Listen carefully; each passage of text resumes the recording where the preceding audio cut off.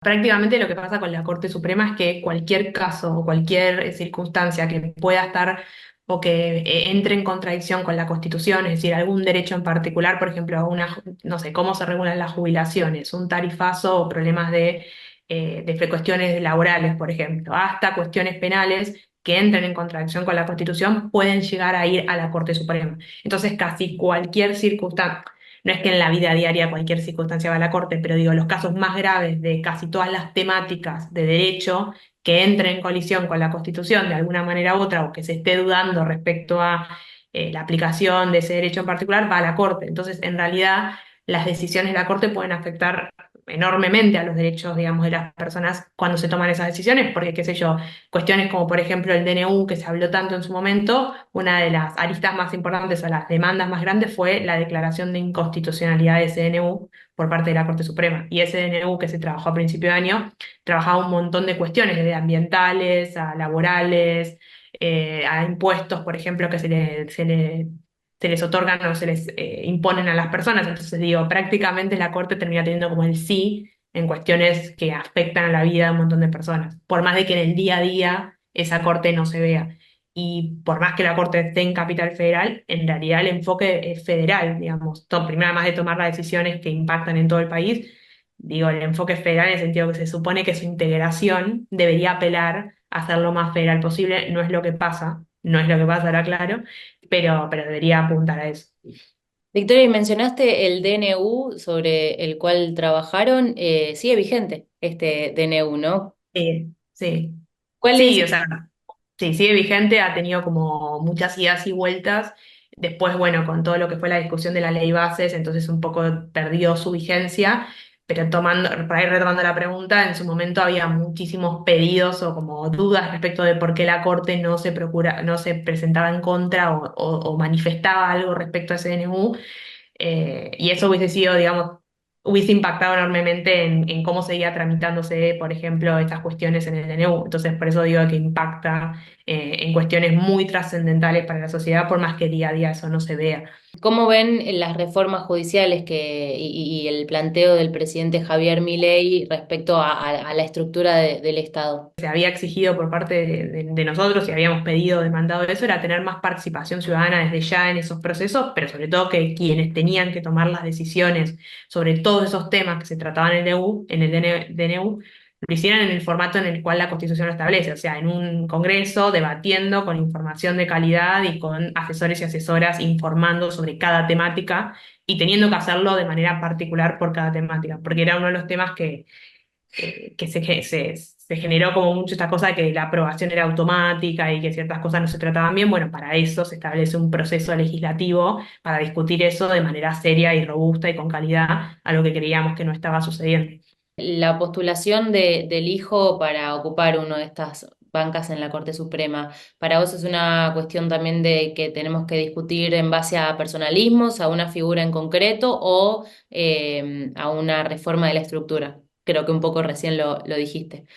Sí, hay que, exactamente como lo preguntás vos, la mirada sobre quién debería, primero la mirada sobre quién debería ocupar la Corte Suprema o quiénes deberían hacerlo, debería ser a través de un debate serio, algo que no se hizo. Esto fue un poco visto en las audiencias públicas que ocurrieron la semana pasada y la anterior, donde eran espacios para que los candidatos tuvieran que fundamentar el por qué eran las personas idóneas, independientes e indicadas para ocupar ese cargo. No lo hicieron bien y no lo hicieron de una manera que permite, digamos, el proceso no permitió la participación ciudadana y estamos hablando de candidatos que han tenido múltiples impugnaciones por parte de distintos sectores de la sociedad civil y de la ciudadanía, entonces tenían que explicar y fundamentar muchas cosas, en particular en el caso del hijo, el INESIP ha presentado en su impugnación estadística pública que establece que es el candidato más ineficaz, perdón, que es el juez federal más ineficaz dentro de Comodoro Pi, basado en que es el juez con menos respuestas de casos que ha habido en esa estadística, que en una estadística pública, que no está actualizada y que es responsabilidad obviamente del sistema judicial mantener actualizada esa información.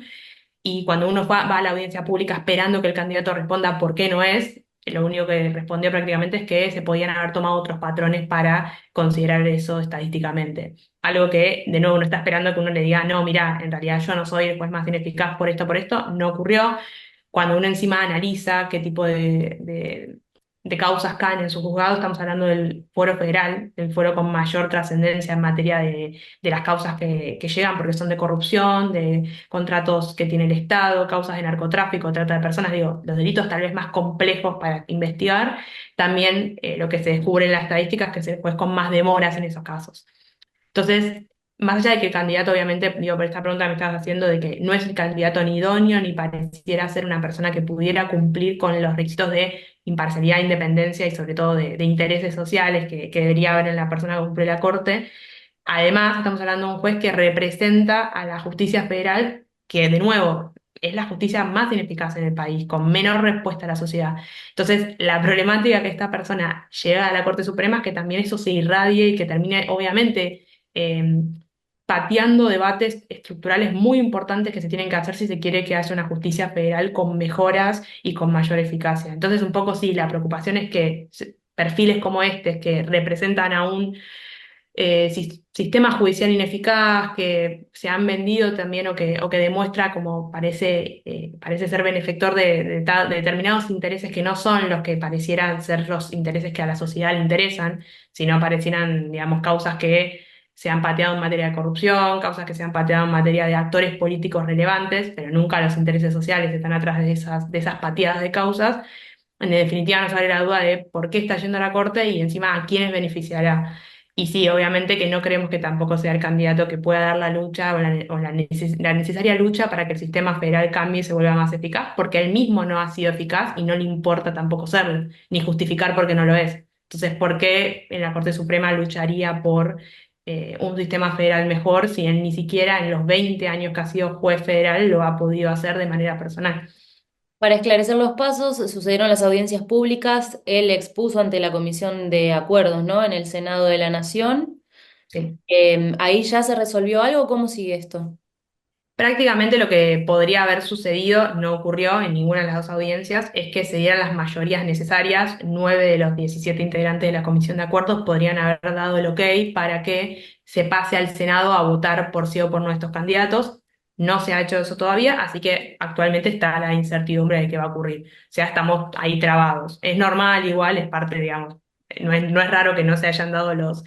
sí necesarios para eso, porque se hablan de muchísimas negociaciones entre distintos bloques políticos para ver cómo seguir, si se da el sí o no a estos candidatos. Pero bueno, en caso de que se diera el sí y las mayorías que se requieren de estos 17 senadores que integran la Comisión de Acuerdos ocurriera, ahí sí entraríamos al Senado para ver si se vota o no y si se da el sí final para que cada uno de ellos integre la Corte o no.